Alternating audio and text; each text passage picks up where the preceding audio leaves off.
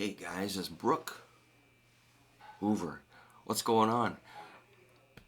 I'm kind of attached to this sweater. I apologize if I've shown up in a lot of videos with it, but it belonged to my dad, and he was very supportive of my music, even though he didn't really understand it sometimes what I was doing. He just like, okay, man. But he was proud of me. He realized that I kind of had to do my own route or path with my career. I got a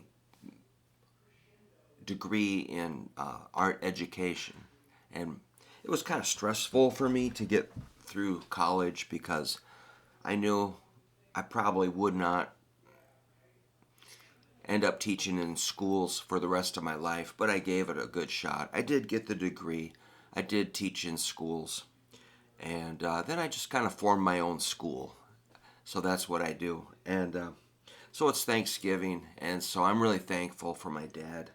He one time I was practicing with my neighbor, with my friends, and they had giant amps, like astonishingly huge amps, like this giant Sun S100, which is like a 215 cab and a head on top. We could barely lift it. My other friend Joel on bass had a giant folded cabinet, a bass cabinet, like with a 15, and then on top of that he had like a 412 cabinet, and on top of that was a basement head, so that was probably 8 feet tall.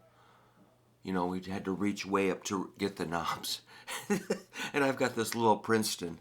I'm like, Dad, I need a bigger amp. And he goes, well, look in the Des Moines Register, the newspaper for Iowa, and he goes, and see what you can find, and then call him up. And I go, I found a Sun like Kirk's, my neighbor Kirk, a big Sun amp just like him. It was down in Des Moines.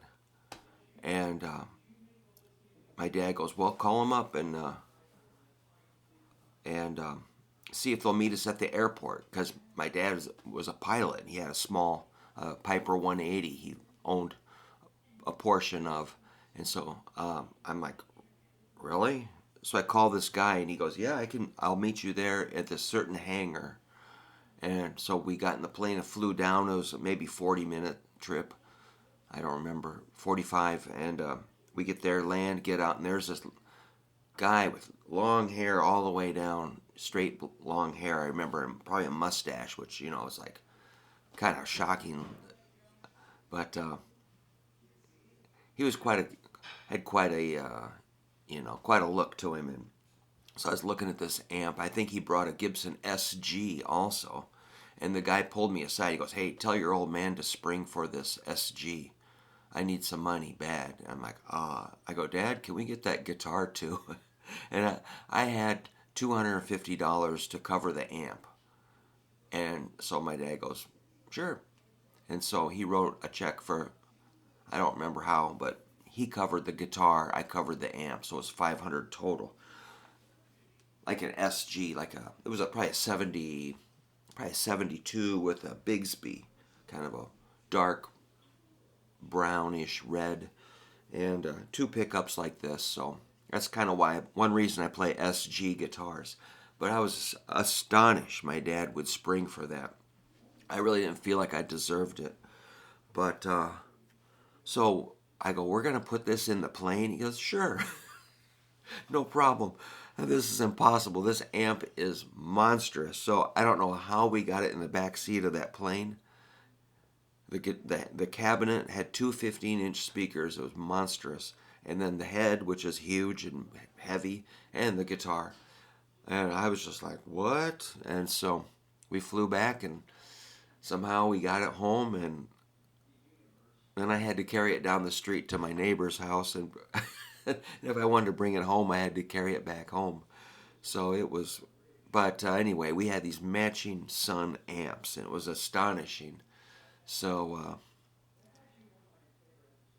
that's a pretty good memory for me. And the funny thing about the Sun amps is they're designed to be ultra clean. Of course, I I wanted that cool sound when it distorted, and actually my little Princeton really distorted like amazing, but it just wasn't loud enough. And so I'd play that clean Sun. I go, and it was just like clean, like glass. And we'd crank them up. Oh, we crank those. Oh, all the way up. And then it would distort a little bit, but jeez. Anyhow, that Princeton would just get the most cooking rock and roll sound. You hit a power chord, it was just like,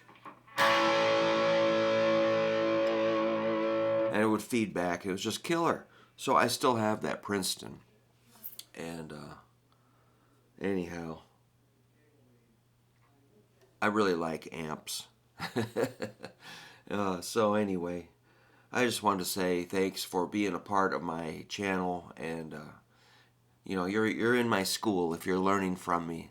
So and I became a guitar teacher because I thought guitar was so special and wonderful that I just had to share what it feels like to play. So I tell the story.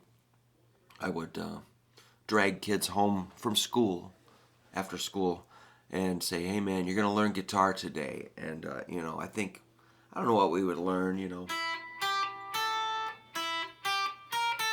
or maybe probably some, or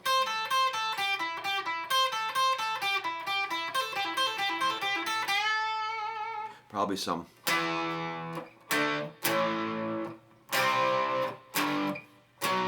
bar chords, chunka rhythm,